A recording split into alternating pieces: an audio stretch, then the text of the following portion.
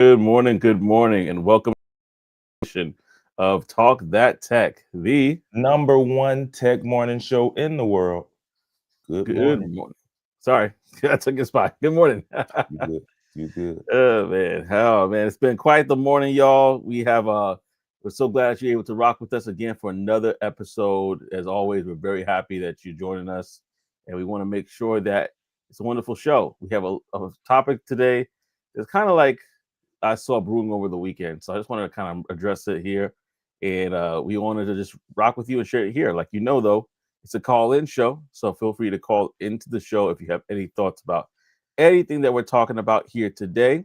And if you are not aware of it, you can like, comment, and subscribe too. So we would definitely want to hear from you today as we talk about everything that's going on in our neck of the woods. But definitely want to chat with y'all and just see how things are going with you. So before I get into it, Trey, how you doing, man? How's everything going? Everything is copacetic, pretty good, going pretty good. The weekend was solid. Not a lot going on.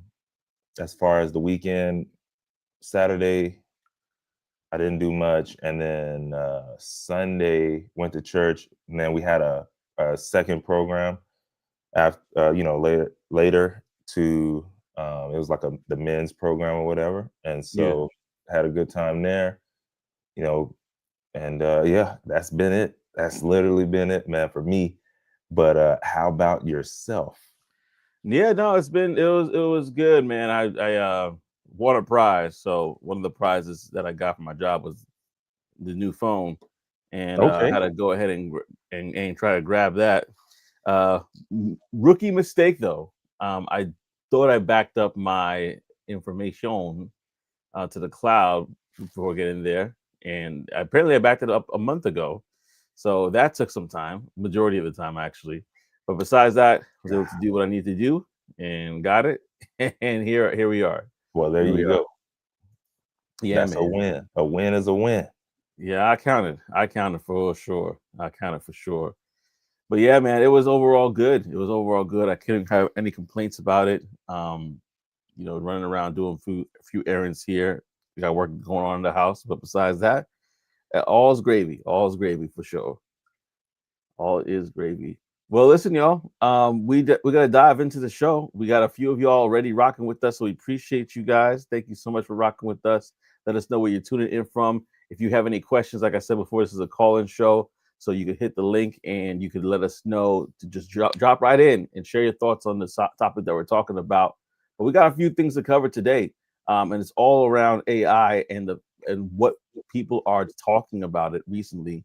Is this truly a bubble? Is this truly something that is going to pop and then that's it?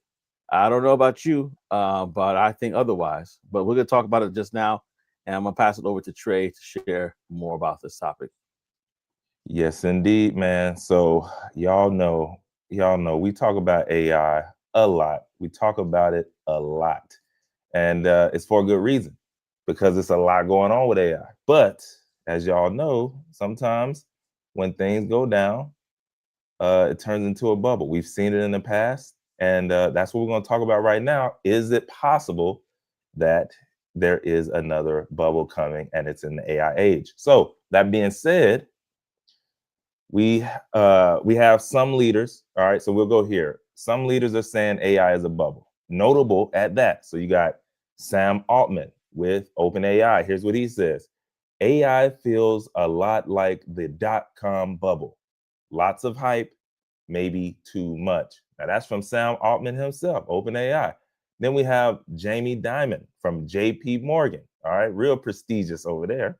He says AI stock prices look risky and possibly overvalued. All right. And then lastly, Bank of England. All right, over there in the UK, says AI stock valuations look similar to the peak of the 2000 dot-com boom. So that's what people are looking at. They're like, man, I've been through this kind of, and it looks like a lot like it. Now, here's what we're talking about: huge spending, but little payoff so far. Okay, this is what's going on. Big tech companies, they're pouring a lot of money, like crazy money, stupid, dumb money, into AI. We're talking Amazon, 100 billion with a B. Meta, 600 billion. Microsoft, 80 billion. Google, 75 billion. Apple, $50 billion. So you look at all that money and you're like, yo, it's got to be something there. It's got to be something there, right? But here's what some people are saying. MIT, everyone knows MIT. MIT says, and this is the one that has been bubbling up and what everybody's been talking about. They say 95% of companies investing in generative AI are getting zero return. 95% getting zero return, even though they're spending 30 to 40 billion dollars. Now, to justify the current spending that they're doing, AI revenue would actually need to grow from $20 billion today to $2 trillion by 2030. And that's a crazy jump. So if we look at it, you got stocks are also becoming super concentrated. I know, a lot of people, they got their hands in this AI stocks, right? They put money in dollar cost averaging into the AI stocks. But we got 30% of the S&P 500 is now made up of AI companies.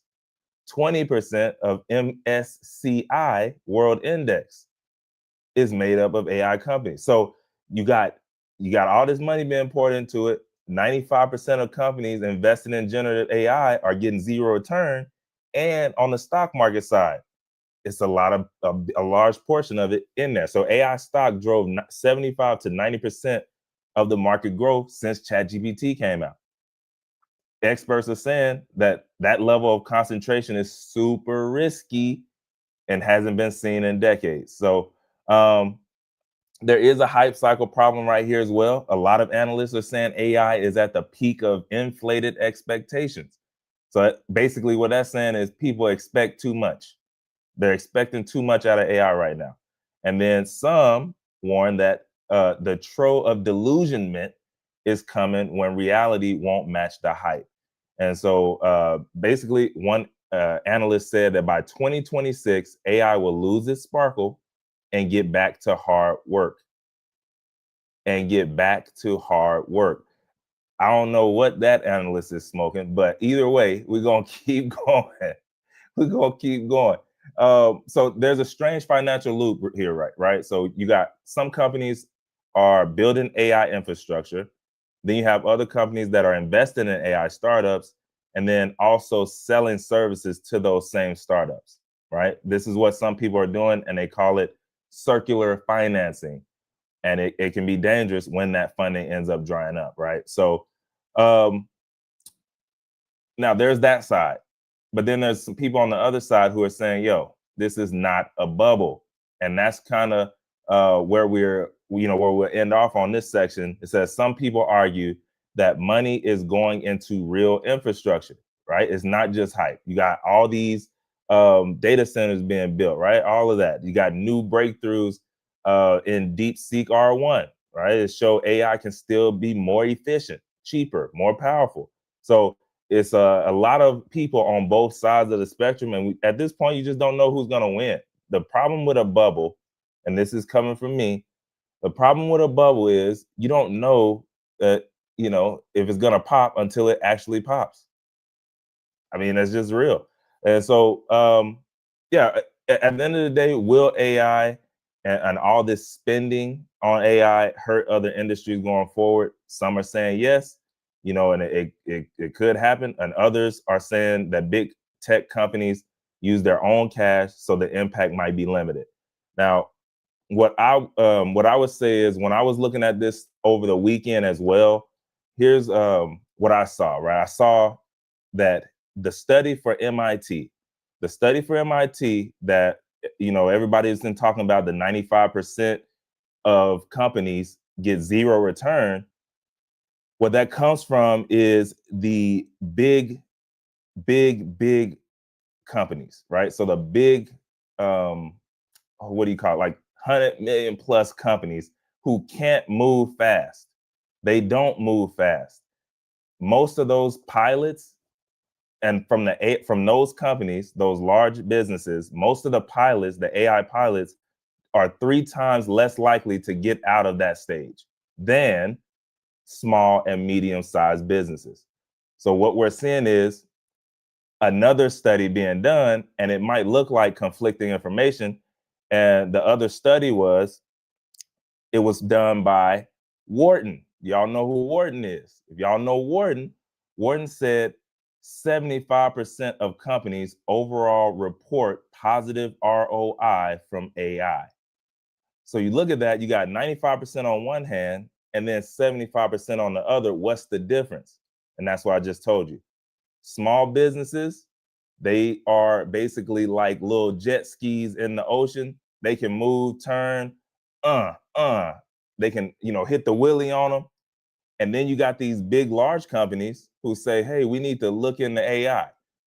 Well, let's just get a team that we got inside, right? They're not bringing anybody from outside, and they ain't moving. They got these big old yachts. They can't move fast. Matter of fact, not even a yacht. They got the big cruise ships. Y'all know them huge ones. The ocean liners. They can't turn fast. So a lot of those pilots that they're doing, which are custom built, by the way, also. So they doing custom built stuff. They barely get out of pilots because it's too many hands in the pot. You got to go through too many checks and all this stuff. So this is what reality looks like. And so when you look at that, okay, yeah, 95%, they ain't moving. And it's because they're so big, it's too much jurisdiction going on in there. Meanwhile, the small and medium-sized businesses, they doing numbers, and 75% say, yes, we've seen big jumps. So that's where it's hard to look at, or where you got to really read between the numbers and really understand what's going on out here. And so going forward, we'll see what ends up happening, if it's really a bubble or if it's not. That's where we at. Well, yes. First, yeah, I definitely have a lot to say about this. But listen, if you have any thoughts, comments, concerns, or as some people might say, death threats, put in the chat right now. We want to hear from you because this is a very interesting conversation. I want to get backtrack to those that are listening who may want to say, wait, what is a bubble? Just a quick Google search. Basically, a bubble, in the way that we're referring to it, is used to refer to good or fortunate situation that is isolated from reality or unlikely to last. So just want to clarify that in case somebody's like, I think I know what a bubble is. So keeping that in mind, the question is, do we think that AI is going to last?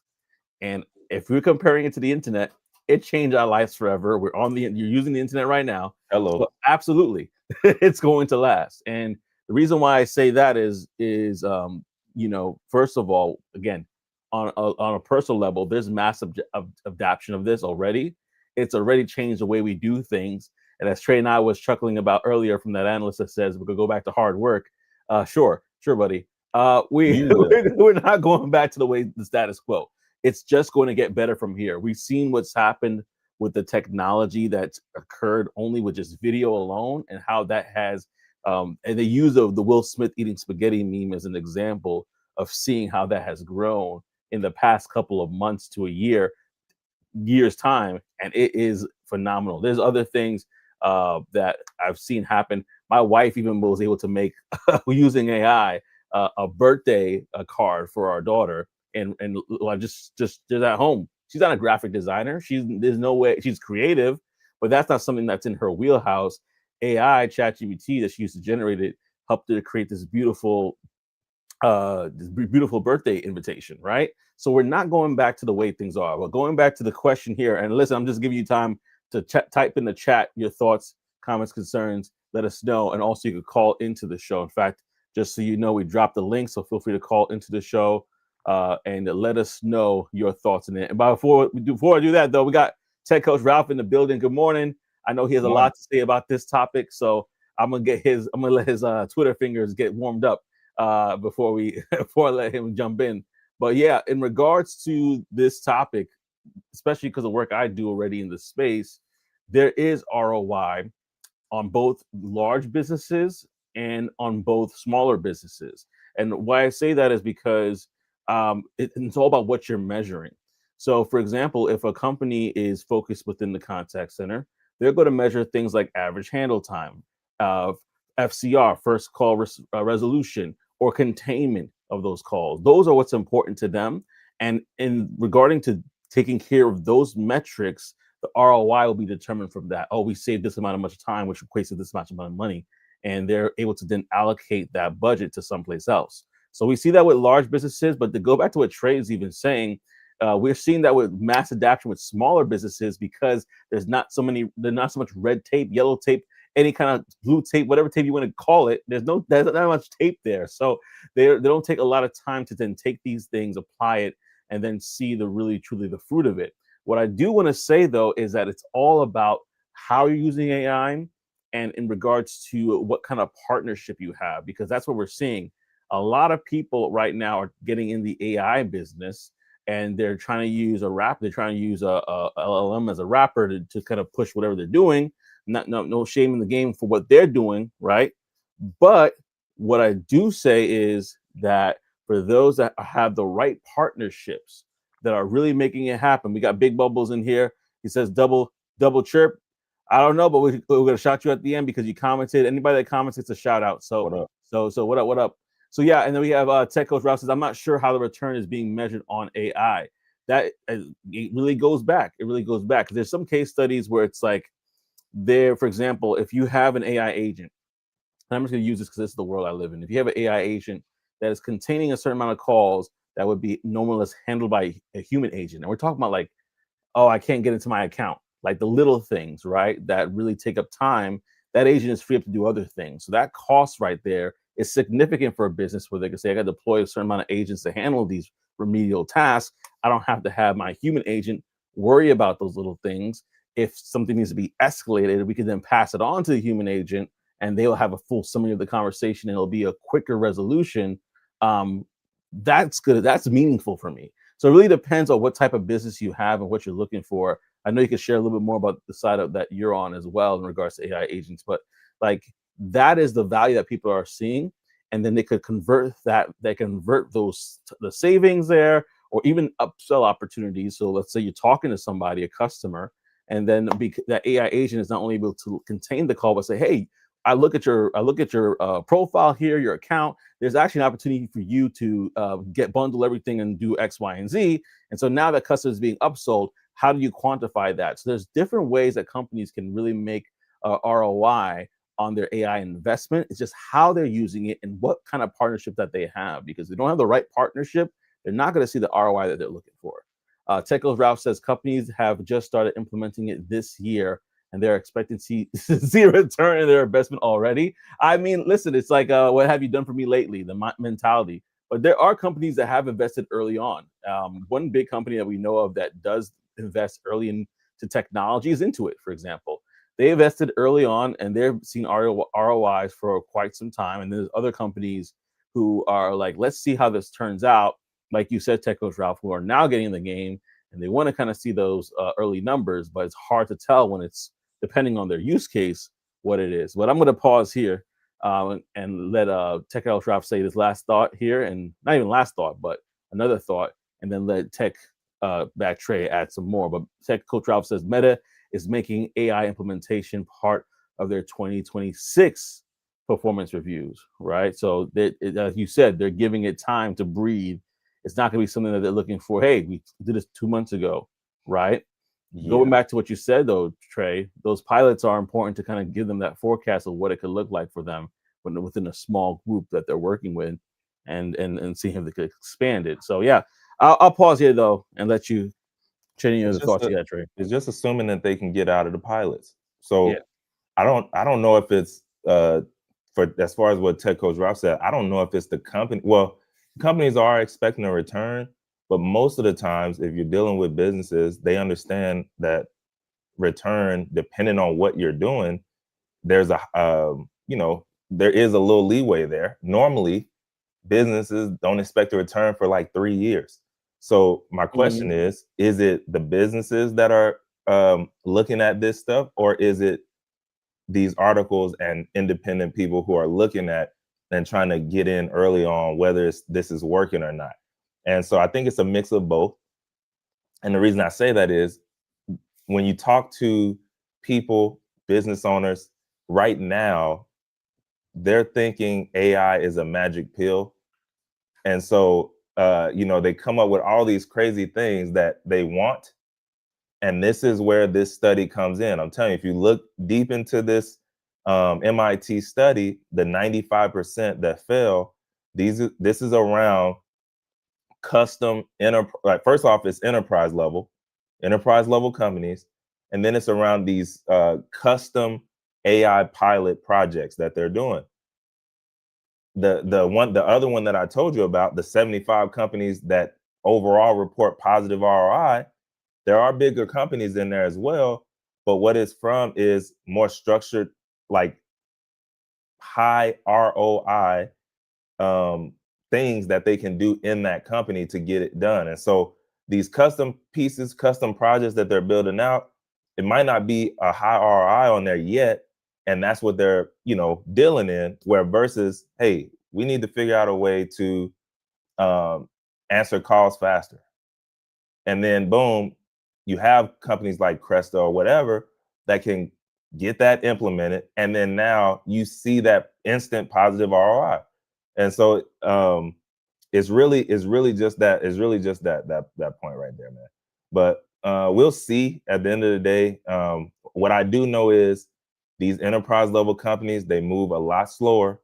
And so it's just gonna be a longer horizon to see if that return for them is worth it or not. The problem is they aren't waiting around to see it. They're letting these pilot projects go like, it's just a loss.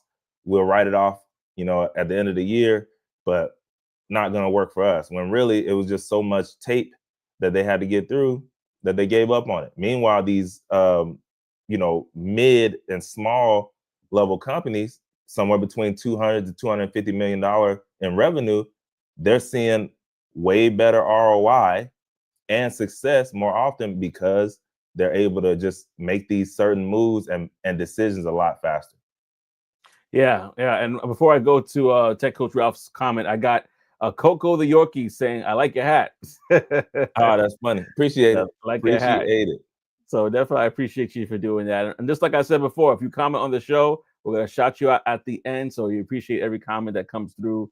We really do. And then we got Tech Coach Ralph that shares something that I think is very, very important, is that employees are also very resistant to using it. Imagine somebody that's been working with whatever department they are, 20, 30 years, maybe not even that far. Let's just say 10 to 15, who are doing it a certain way. They kind of feel like they got it. And then you say, hey, we need you to implement this AI tool. It's supposed to make your job easier, blah, blah, blah, blah. I know when I first got my new phone, just a couple of the different settings that they had, I was like, man, I wish I could go back to the old one. And so a part of me was like, oh man, I wish I could go back to the old one, but I just had to get used to it. That's it. Now the issue is there are some, and I'm saying this from what I've seen, experienced, that there are certain companies where their employees, excuse me, and even some people in some managerial roles aren't adopting the technology. So it's hard for them to say that the ROI is there. And eventually they'll churn because they're like, hey, listen, I know you said you could do this thing for me. It's like when you have medicine, the doctor gives you medicine and they say, hey, take this medicine, you'll feel better. And you're like, you don't take the medicine, or you take it for one day, but you don't take it throughout the course. And then you're like, I don't think this medicine is going to work. And the doctor's looking like you still have, it's a 7-day subscription, right? You took 1 day and you felt like you were supposed to get better from this. That's people. And that's the problem. And I think that it's a combination of understanding that, hey, listen, this is not looking to, especially depending on the technology, this is not looking to replace your job. This is looking to augment things, automate certain things, but augment things so that, like I tell that analogy, like with the last Transformers, where basically the hero becomes one with the Transformer. They're working in tandem. They're not working against each other. So depending on the technology they're looking to put in place. It's just go ahead, crazy, bro. It's crazy because there's in anything that you do when you first started, even if you're naturally good at it, you're not as fast or as good as when you actually understand it and get going. It's like if you just started doing something, there's gonna be that time where you have to learn it and have to grow. Yeah. Most people don't want to get out of that time frame. They rather go back to the old thing that is taking you however long to do that old thing, and it's telling you, hey, you're going to be able to do this 2 times faster. But Yeah. you're looking at right now where it's 3 times slower, and you're Mm-hmm. like, oh, forget this. I'm doing it faster this way. And it's like, yeah, until you learn the new way. When you learn a new way, it works out. But Yeah. most people don't want to do that part. And it's sad because, if you was in my you got to go. You got to get out of there. You don't want to Sayonara. do it. You don't want to get with the program. This is the program we got set up over here. If you don't want to get with it, you got to go. And that's why they say it's those people that adopt AI are going to be the ones that are going to outpace those that do not and take their money, take their lunch money, take their jobs. It's not AI itself, it's those that can utilize it for the good. Let me go to the comment section real quickly. We got before I go to Tech Coach Ralph's comment here. He was laughing at that. But Ty Smith says it's definitely a good hat. What up, Ty? So glad to have you in the building. AI and automation with quantum. Hey, so you know what we believe in over here. AI and automation. listen, it said it here first. But yeah, Tech Coach Ralph says, I see non-tech people more willing to embrace it. It is very true. It is very true. He also says some good things here. He says, I think people are terrified of it. They see how close and how fast AI comes to being correct, and they feel like they're staring at the replacement, basically. Yeah, Got to get over that. I yeah. believe it. I see a tool that reads and understands your code base in seconds that took you years to write. That is Yeah. intimidating if you say it Yeah. like that. Yeah. But it's But all look, about how you frame, how you look at it, how you see that. It's yeah, like, yo, in my mind, and maybe it's because I'm not in that space, but for me personally, I look at what you just read and I'm like, yo, opportunity. I can work with more people. Mm, Hey, let me go mm. and partner with these independent companies that need some code looked at. And then on the weekends, I'm burning through their code because I got help. But I don't know. Maybe it's not possible. It's just somebody outside the space. That's a good point, though. Like opportunity. We talk about that all the time here. There's opportunity more than lack. There's abundance more than what we see out there, especially when we hear all this news. That's why I want to talk about it because I was looking at what is like people talking about this weekend, and there are a bunch of articles about this topic, like the AI bubble, and they're comparing it to the internet. And I'm like, you're comparing it to the internet? I think the internet's a great thing. I don't Bro, know. To me, it's like if that's a bubble, then let it pop because it's not. hello. Hello. That is a. I was like, the internet, what we're on right now, would change our lives forever. Yeah, go ahead, That Trey. connects me. Like you telling me right now, I see people from Florida. I see people from Timbuktu. Timbuktu, Las Vegas, right now, all on the same in the same like space. Yeah, I mean, when was the last time you were able to do that before the technology outside of the telephone? And when man. you realize how the telephone used to work, you had the operator on there listening to the call, laughing at you. Baby, please don't leave me. The operator back there, like, whoo, girl, we got a crazy one today, boy. He begging. Bring everybody around. Yeah, Listen to this right here, Sally. yeah. Man, it's crazy. I don't know. Operation Tech Takeover. Tech Coach Ralph said, Trey, you have the opportunity, you have the entrepreneurial mindset versus the employee mindset, which is what. Oh, you're gonna Mm, beat me to the pace. You're gonna beat me to it because I'm gonna talk about that next, actually. In yeah, our next good segue then. that's an excellent segue, But actually. I guess you're right, bro. I didn't think about that. Yeah, no, absolutely. And that's the thing. If you think like the opportunity is not there because it's gonna take my job, which what we're talking about next, then that's what needed there is. That's a hard thing because not everybody has that mindset, Yeah. and not everybody can be a good business owner. And that's one thing that I'm learning is that not everybody has that, but we're gonna talk about it in a moment. So take a drop says employees forever, entrepreneurs never. That's a t-shirt. You want to create that, Tech Coach Ralph? That's a t-shirt right there. Oh man, that's a t-shirt. Listen, y'all, we're going to keep the conversation rolling. In fact, this conversation is not going to end. It's actually going to roll into the next segment that we have here. But before we transition to there, we do have a segment that we love to share with you, especially if you're new here. It's called Secure the Bag with the Tech Wire here.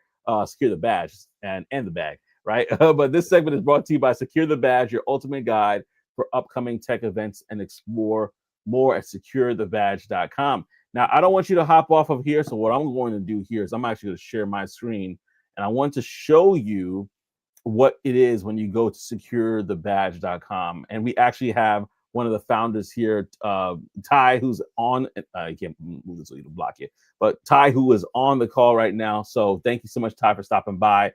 But if you are not aware, Secure the Badge, they have, let me just preface this for those who are coming and joining us on the portrait side of YouTube and other places as well. Secure the Badge is not just a place for you to see upcoming tech events, but it's also a community. So as I scroll down here, you can see November events that they have coming up.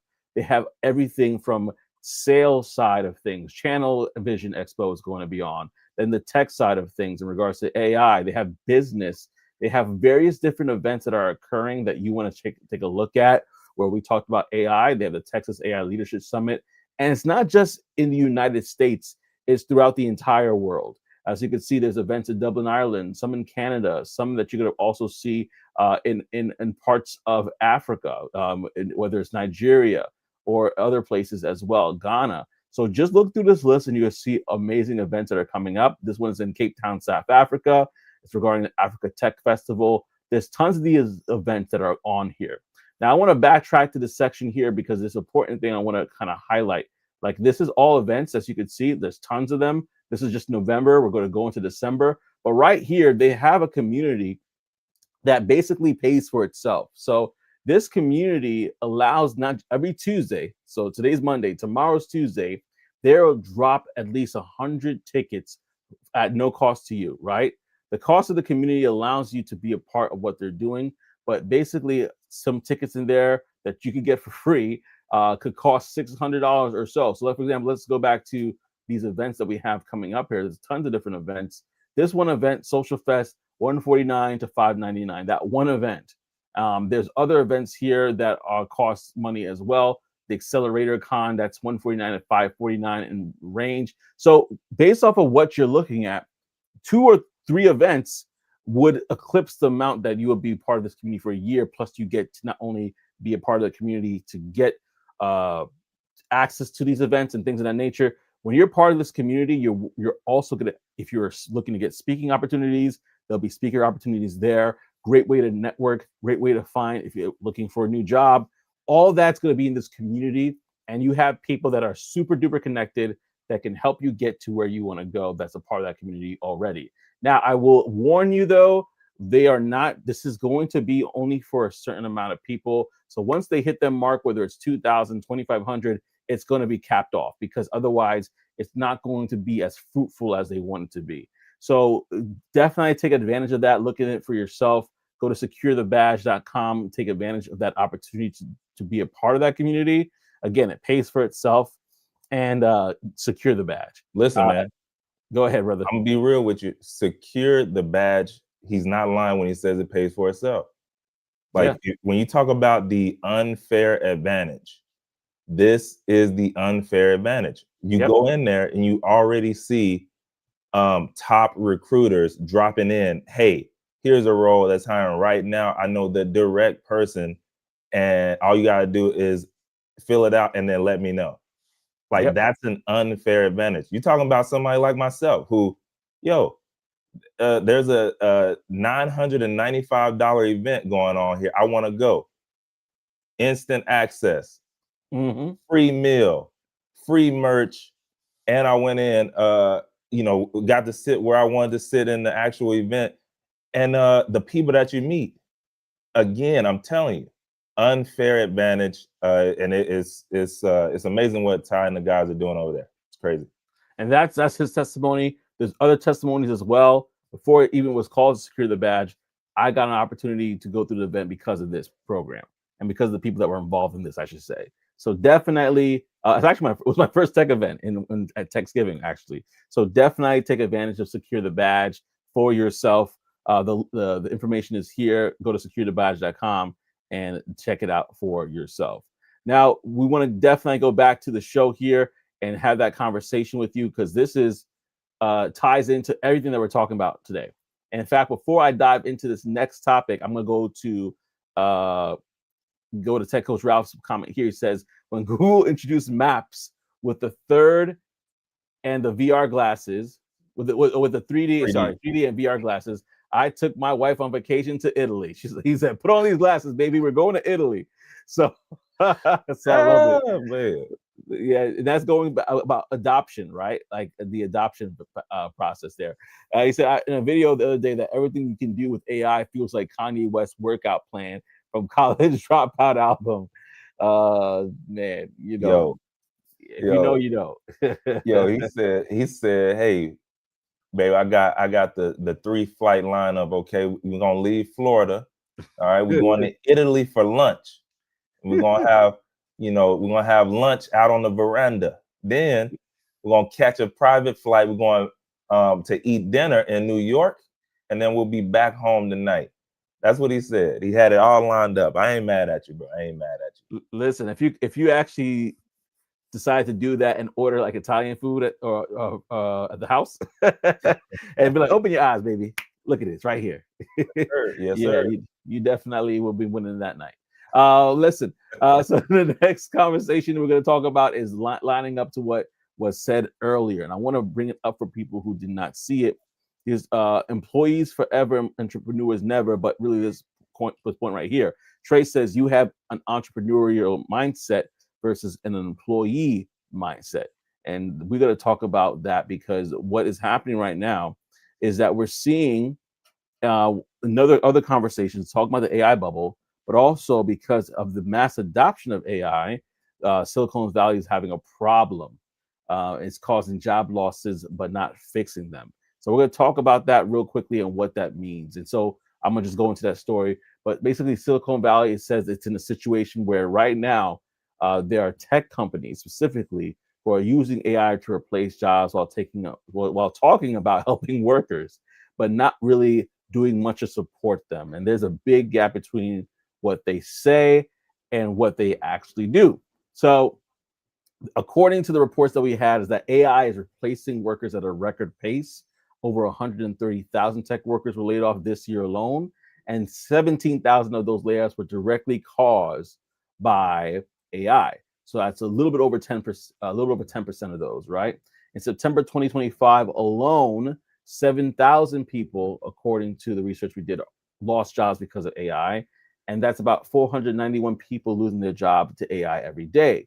Now, many major companies are openly saying they prefer replacing people over retraining them. Some of them, like Accenture said, they cut over 11,000 jobs, saying that some workers couldn't be reskilled fast enough. What did we talk about earlier? Right? So they're saying that they couldn't be reskilled fast enough. And then Salesforce said, I need fewer people, right? After letting AI take over their entire teams. That's what some of the people that were leading there. Amazon plans to avoid hiring 160,000 jobs by 2027 through automation. And XAI, as we know, that's Elon Musk's company, fired about 500 workers who helped build their very AI that later replaced them. Ooh, nasty work. So the tech leaders like Sam Altman and Elon Musk say UBI, this is something else that's going to be another thing that we can discuss about this, is that the idea that's bubbling up, not just in Silicon Valley, but across the world, is universal basic income. Tech leaders like Sam Altman and Elon Musk said that UBI, giving everyone a basic monthly income, may be the solution, or is the solution, to AI job losses. So the whole idea of UBI does have some challenges there. It could cost the U.S. $3 trillion if that's the case to do that, and it might not be enough to replace people's real income. And it's nowhere close to being approved politically. This is just again speculation from a lot of people in those spaces, right? So it's again not approved or anything like that yet. So what's happening right now is that we see Boot camps like Berry help people move into tech roles still. So they are trying to reskill people, right, and get them into places. IBM, and we've seen this before too, and others are training employees in AI skills. So actually taking the time to invest in employees. But the problems are huge because most programs are for current employees, not people who already lost jobs. And boot camps cut thousands of dollars of costs, so that's great. But there's not, and there's no way to really train tens of thousands of laid off workers in time unless somebody decided to create that an opportunity to do that, and then create a pipeline, right? Which we've seen other people have done or starting to do, I should say. And what we're also seeing that entry level jobs are disappearing as well. We're seeing automation happen all over the place with specific roles in specific places there. I went to go get tea this weekend someplace, no cash registers, just everybody who's working behind the scenes to prepare the orders while people put in their order through a machine, right? Companies now expect new hires to already have advanced AI skills. Keep that.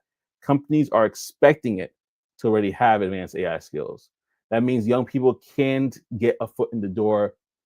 They can't get a foot in the door and displace workers that are already there that are not looking to take the advancement as well. But according to them, they said they can do it because they're basically not looking to hire. But we'll talk about that in a few because I think that's not as accurate.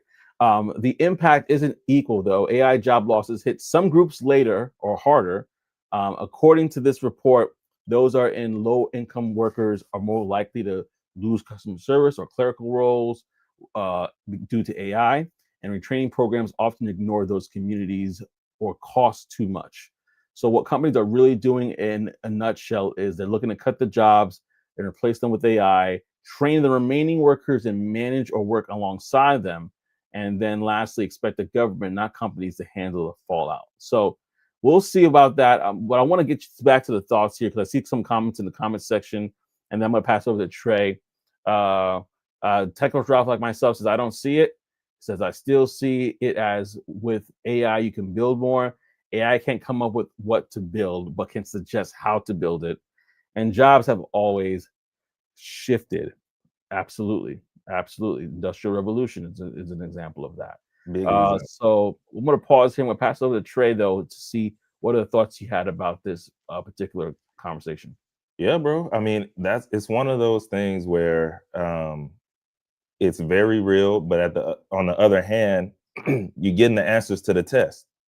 Like, excuse me, I don't know how many times they can say, hey, AI is taking jobs. Hey, also companies are looking for people who already have skills. Like, how many times do they have to say that? The first thing that comes to my mind, bro, I need to learn the skills. Like, or what's replacing, and how can I learn what's being replaced? That's the first thing that comes to my mind. And so when I see stuff like this, it's like two things that are probably coming to mind. Either you're not aware of what's going on in the real world, and you just you are wandering generality, and you're not being a meaningful specific. And two, maybe you do see it and you don't believe it, and you don't believe it until it hits and it comes into your industry or your job, and then now you want to start crying and stuff. Because other than that, I don't understand. They're telling you the answers to the test. People need to start learning at the very bare minimum. What is the AI in my industry? What is the AI in my specific space that I need to know and learn well, and then come back to my team, my company, my job with, hey, have y'all heard about this? Have y'all seen this? Look what I was able to do in 1 hour, or maybe in your one-on-one. Hey, saw your numbers have went up by 25%. What's going on here? It's amazing. Yeah, actually, I found a way to be more efficient. I went through our guidelines. Everything is done, to the T as far as legally. And yeah, I was able to do it using this system that I set up for myself. If you'd like, I could do a training for the team, whatever. Now it's either like, all I'm saying is they're telling you the answers to the test. Yep. Either you're not looking and you're paying attention to what's going on out here in the world, or you see it and you don't believe it. and you don't believe it till it comes knocking on your door, and now you want to rush and try and, hey, I just started a certification. It's like, it's too late, bro. This person we just brought in know the whole thing. They came in with the system. Sayonara, arrivederci. Yeah. So yeah, I don't know, man. One thing I can tell you, if you're waiting on UBI, universal basic income, good luck. Mm-mm. You're gonna be out here starving like Marvin. Because if you think what's that over in New York, you know, they're banking on what is that, the government food from the, you know, Oh, the mayor? the stores. Yeah, the stores giving out food from the government. It ain't gonna be, you know, it's not gonna be the best. It's not gonna be Whole Foods, I can tell you that. So anyway, yeah, man, that's where we at. I could go all day, so I'll stop here. No, listen, and if you, I'll pause here to say this is a call-in show for those who are brand new who don't know. So if you click the link, you could definitely call in. You don't show your face or anything like that, but you could share your thoughts on this conversation as well. We actually just keep it respectful, and a good conversation. But life, you know, that's what Tech Coach Rap says. Life comes at you fast, and how quickly can you maneuver and adopt things? The reason why I wanted to bring up this conversation again after. Well, you said it, not me. The reason why I want to bring it up because in regards to, and then Ty Coach said facts, like Ty Smith says facts. You know, we definitely need to bring this up because it goes back to something that Tech Coach Rouse says. I'm scrolling and scrolling to find it, but it goes back to this. And he said Trey. I'm gonna say fill in the blank, whatever your name is. Do you have an entrepreneur mindset versus an employee mindset? I'm making it a question now because this is a type of opportunity that if you have an entrepreneurial mindset, they're like, oh, I'm salivating at the mouth right now because you're telling me I have to gain skills, right? Gotcha, check. But I could also teach others who are in the looking for a job right now, and maybe I could find out what industries need those people to really upscale, focus on a niche industry, train those individuals in it, and get them placed. Sign me up. And there's a boot camps that are doing that already that have those relationships. So we're talking about this article is talking about, you know, the wide gamut. But we know there's boot camps out there that are training and developing people. I went through Course Careers. That's one place that I went to just kind of learn about what it means to be an SDR. But there's so many other different roles and jobs and opportunities out there, and companies that are training people, and not for a college salary. They're training people for less than probably a year of community college to get into these particular roles. And so it really depends on what you're doing and what you're going with. Yeah. So I just want to throw that out there because that's an opportunity as well. You might be somebody on this chat who has, you don't think about it, but you're advanced more than the average person. You've been taking time to learn what to utilize the tools for which things. You could probably just do something in your community and saying, hey, free Canva graphics training, you know, AI course or whatever, so that people can now be making graphics for businesses and all sorts of things, or even websites for businesses. And then Trey, you can tell your story of what you're doing, but yeah, I'll pause there and just kind of say the opportunity is absolutely available, but is the mindset there to actually capitalize on that? And that's a question I've asked myself too. We all should ask ourselves that question: like, do we have the mindset? No, and that's a big one to ask, because even if you don't, like, I think sometimes people make it super like harder than it is, as far as like, oh, it's so complex. Doing exactly what you said, bro. Like, that's the easiest way. Maybe you started off doing that training for your company, and then it was so good. I don't know, maybe you set up a camera in the back of the corner, and you were able to put it online and sell it as a training for their companies. Like, maybe you did it in a way where I'm actually not using my company's information. I'm just using general information, but I'm doing it in front of a crowd.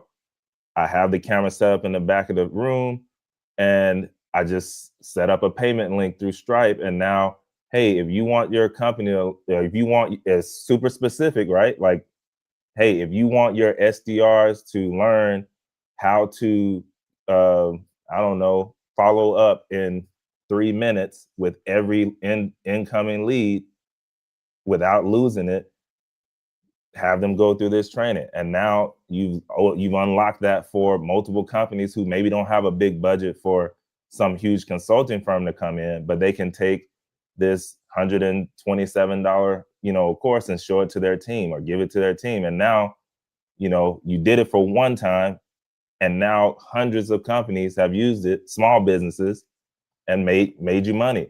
But again, you had to learn that skill first, or like, it's so many different ways you can go with that, but ultimately it's just about learning the skill first. You don't have to be the expert, really. You just have, or how can I put it? The subject matter expert in the courtroom is just the person that knows the most. Doesn't mean they know all of it. They just know the most out of the people in that room. Mm-hmm. And so when you think about it like that, are you one step ahead of somebody and just teach it back downstream? But yeah, I don't know, man. It's real interesting. Yeah, no, absolutely. And I think it's something that we could definitely continue to talk about, and then maybe we have people come on and share ways on how you can become. What are some entrepreneur endeavors that you have at this time? So Tech Coach Ralph has a hot take. I'm just warning you all. He already said pause before, so we just want to make sure that you were prepared for this. He says, hot take: people should spend 10 to 20 hours a week of their own time making their skills better in whatever industry they are in. Yeah, 10 to 12 hours a week. You can't tell me you're not going to get better if you're spending that much time.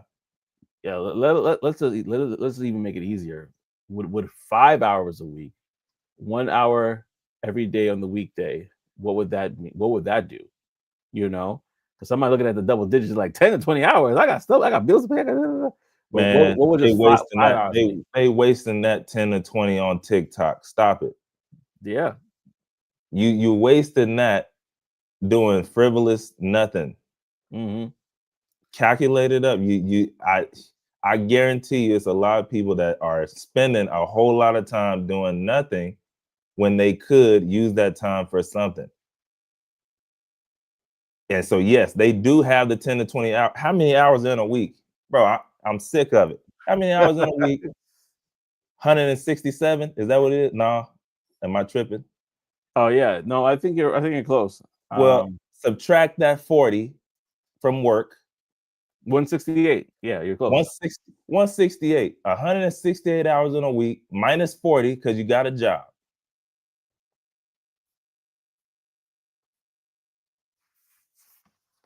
That's 128 hours left. Maybe you sleeping, maybe you ain't. Some of y'all be up all night watching TV, not even sleep. So at the end of the day, like, there's time. There is time. There is time. Yeah, I would. I'm all right. So I'm not gonna say devil's advocate, but what I would say is, for those persons that are saying, listen, 10, 20 hours, as a comment said here, it's rubbish, right? Let's just take it to 5. Let's just say 5 hours, right? It's rubbish till you lose, like, till you get kicked out by somebody who knows the information. Listen, Like, and it's happening, right? Brenda, I'm sorry. And maybe not you. Maybe you figured out a different way to learn the information. It's rubbish until somebody comes in and they know everything that you don't, and they go with that person. That's true. So I mean, but go ahead, bro. My bad. No, you're good. You're good. Let it be known, because that's kind of where I was going. Because the thing is, bro, people underestimate, like, they don't estimate you themselves. look at maybe a LeBron James, you look at a Michael Jordan, you look at anybody big in whatever space they're in. You look at all those people and you like, how did they get there? Yeah, how did they get there? And you don't realize, bro, they coming in practicing before the practice. Mm-hmm. And then you have other people on that same team. Practice start at 11 a.m. They coming in at 10:30, starting to stretch. They've been there 3 hours before, worked out, full workout, full stretch, came back, and now they about to work out with the team. We're like, the 10 to 20 hours that he's telling you, That's not the average. That's not average. That's if you actually want to, like, hey, how do I stay and move forward? Yep. That's what that is. So it might sound like rubbish, but he's trying to help, because here's what he knows. He knows you're probably not going to do the 10 to 20 hours. So if the goal Yeah. is 10 to 20 and you land at, I don't know, 8, he won. He got you to do more. Well, listen, in him winning, you win too.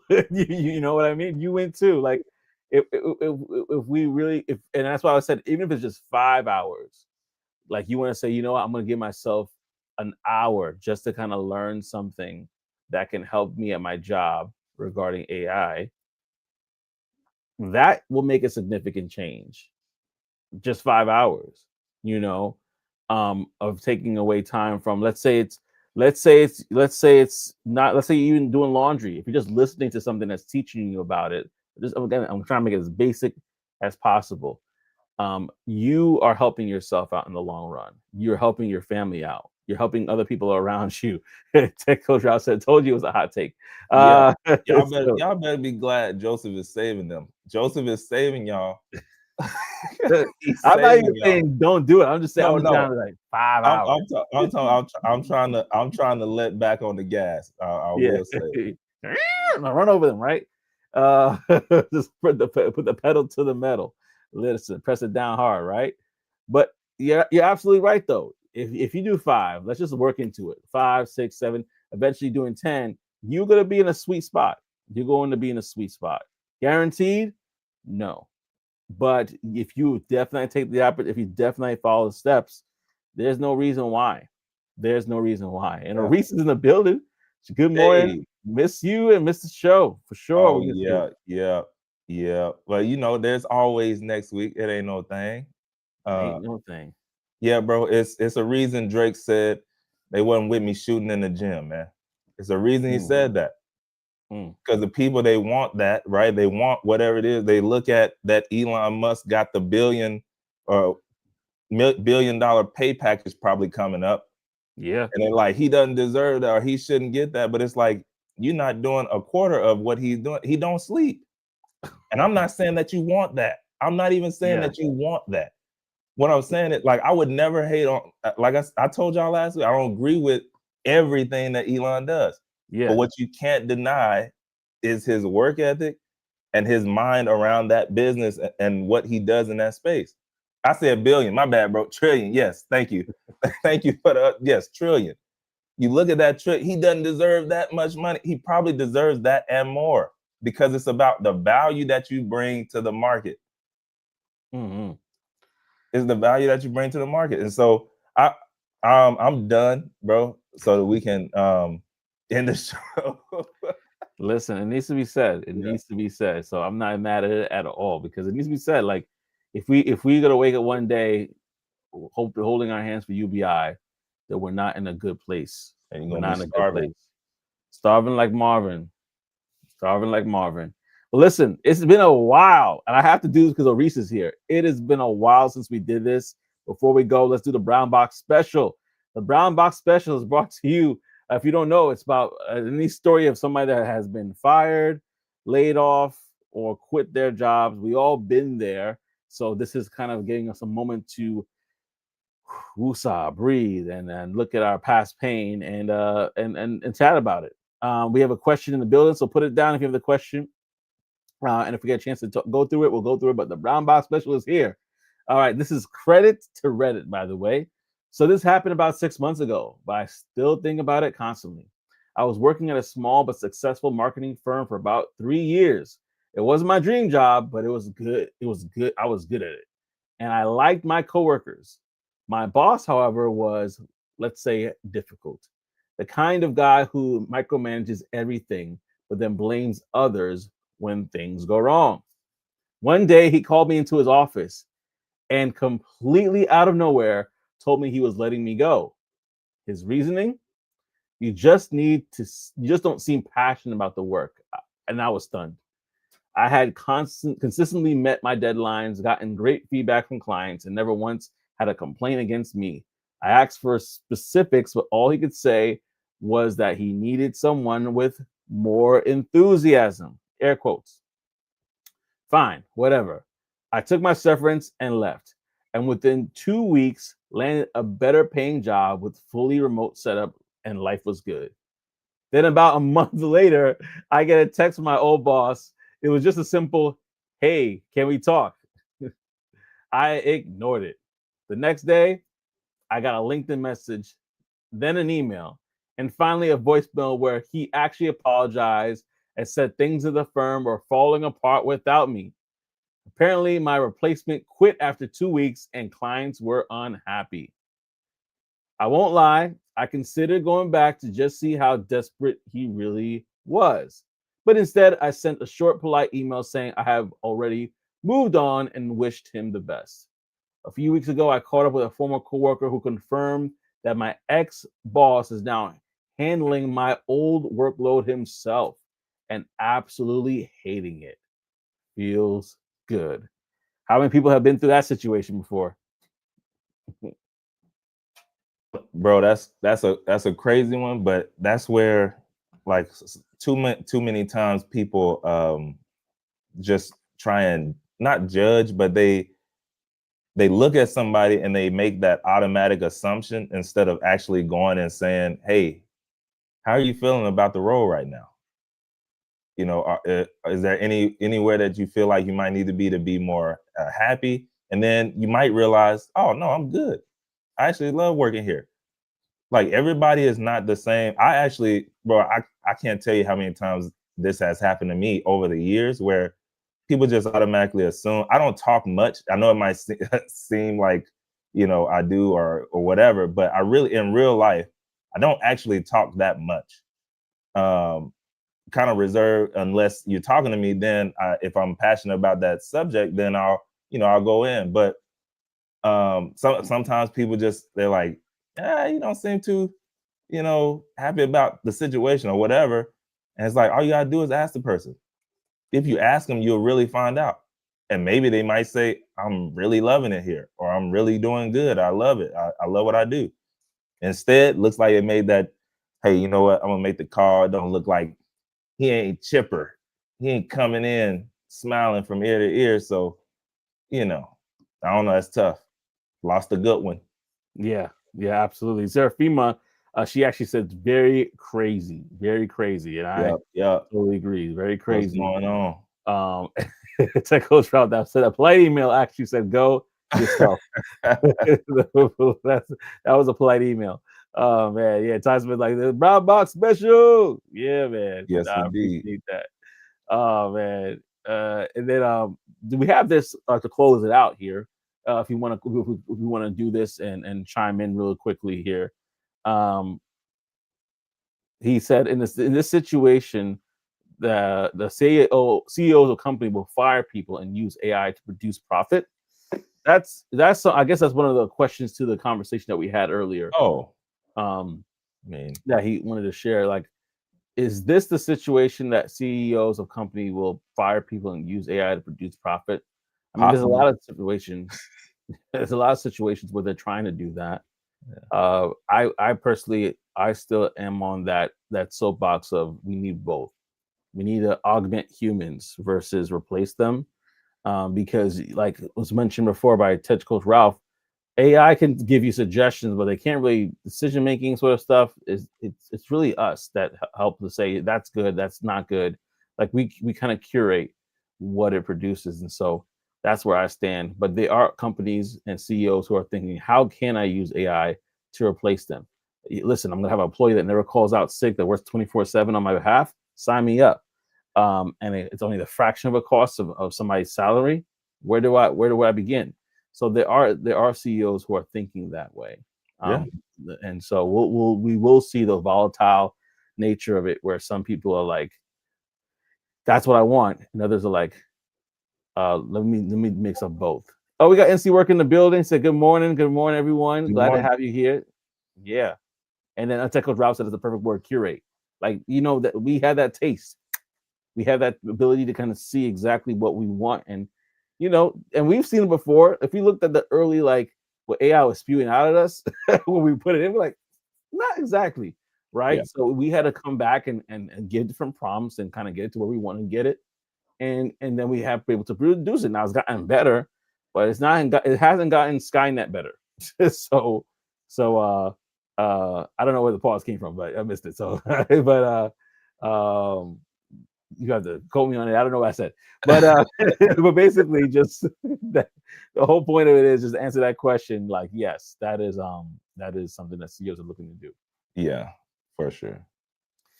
Well, listen, man, it's been a great show. Thank you so much for rocking with us on this episode. Like promised, we're gonna go through everybody that commented here, from Tech Coach Ralph to Big Bubbles, who commented earlier. Coco the Yorkie, thank you so much. Ty Smith, thank you as well. And again, go to securethebadge.com to see all that Ty Smith, Jarrett, and the team are cooking up over there. And then we have Brenda, who said what she said. Maurice is in the building. So glad that you're here, Maurice. And then Sam, I think it's Sem with a 5 in the beginning. I think Probably Sem, but it's 5 EM. Sem. Ah, okay, sweet. Little play on words, okay. I like it, and I appreciate the time. Yeah, absolutely appreciate the comment too, as well. Just to kind of wrap it up there, and then Seraphima, what she said as well, and then NC Worker. Good morning. So glad to have everybody on it. Oh, don't blow kisses at us. That was a French. Okay, all right, whatever. Listen, it's all good. It's all good. But with that being said, it's time to wrap it up before it gets crazy in here. You have been listening to Talk That Tech, the #1 tech morning show in the world. We'll see y'all next week, baby. Peace and elbow.